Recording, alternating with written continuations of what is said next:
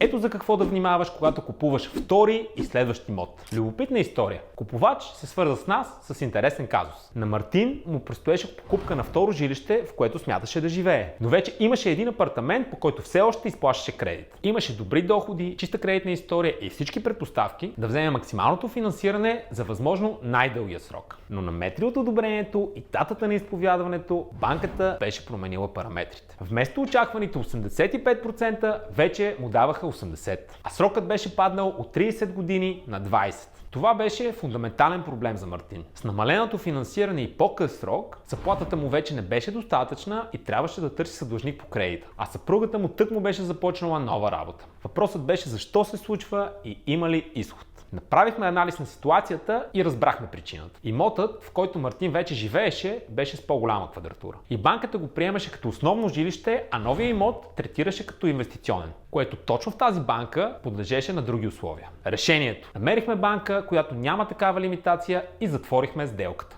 Москитари БГ, ако смяташ да купуваш имот и имаш нужда от съвет, последвай ни.